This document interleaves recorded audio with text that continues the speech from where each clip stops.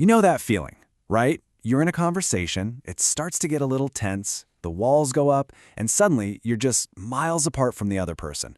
But what if you could actually turn that friction into connection? Well, that's exactly what we're going to dive into today. We're breaking down a really powerful method for turning those tough talks into, well, elegant and genuinely productive discussions. Oof! It so often starts with a line just like this. I know, I don't need another sermon. You can just feel that, can't you? Maybe it's a teenager talking to a parent, or an employee to their boss. It's the sound of a shield clanging into place. Someone is bracing for a lecture, and that conversation, it's about to hit a dead end. Yeah, I'm guessing that sounds pretty familiar. Just think about it for a second. The last time you tried to talk about something important, with your partner, your boss, maybe even a good friend, and it just hit a brick wall. You walk away feeling totally frustrated, completely unheard, and the original problem, it's still just sitting there completely unsolved. So why? Why does this happen again and again and again? All right, so let's get into why we get so stuck. Turns out, these incredibly frustrating moments, they usually boil down to one single thing. We're walking into the conversation with the wrong goal, like the completely wrong goal. Okay, so what is that wrong goal? It's to win the argument, right? I mean, for a lot of us, that's what we've been taught since we were kids. A disagreement is a battle. Your job is to be right, to score points, to land that knockout punch. But just think about what that does. If your goal is to win, well, that means someone else has to lose. And nobody wants to be the loser. So what do? Their defenses shoot up instantly. The battle is on for sure, but any chance of real progress, it's gone. So, if winning is the wrong goal, what's the right one? Well, this is where this whole idea of an elegant discussion comes into play.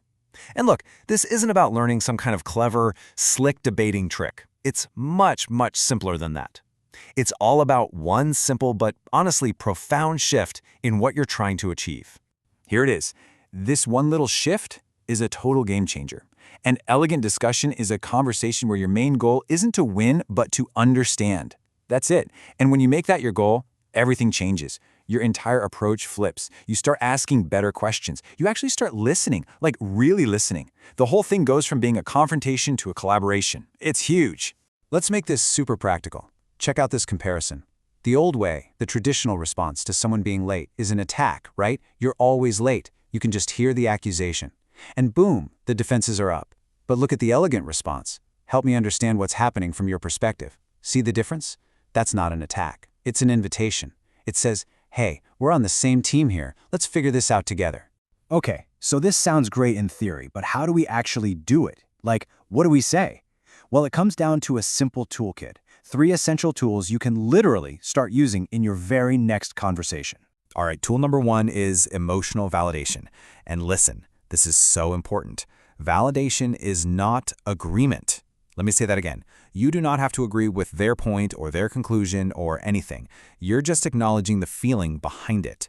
It's basically saying, I hear you, I see that you're frustrated, or I can tell this is really bothering you. That one simple act of recognition is like a key that can unlock their defenses. Here's a classic example. Let's say you've got a critical in-law who's giving you, let's say, unsolicited advice about your kid. Instead of getting defensive and arguing, try this phrase. I see you care a lot about Name's well-being. See what that does? You're validating the intention, their love and concern, without agreeing with the criticism at all.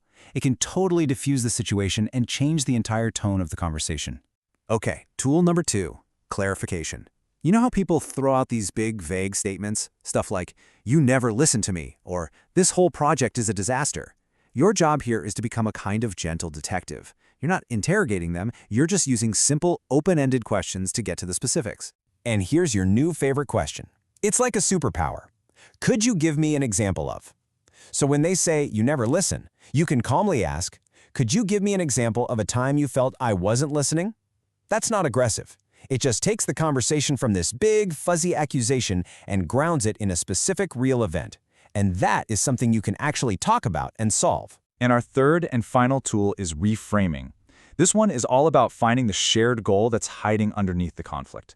It's like you're pulling the conversation out of the messy weeds of disagreement and up to a 30,000-foot view where you can both see the common mission. Think about this. 2 siblings are arguing over what to do with their dad's stuff. It's getting heated, old wounds are coming up, who was the favorite, all that stuff. It's a mess. But then one of them reframes it. They say, hang on, I think we both want to honor Dad's memory, right? Wow. That one sentence just cuts through all the noise. It shifts the focus from their personal fight to their shared value. It reminds them, hey, we're on the same team.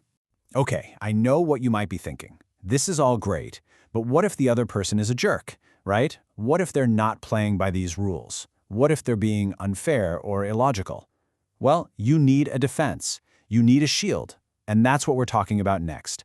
Elegant self-defense. A lot of times when a conversation completely goes off the rails, it's because someone is using what's called a logical fallacy.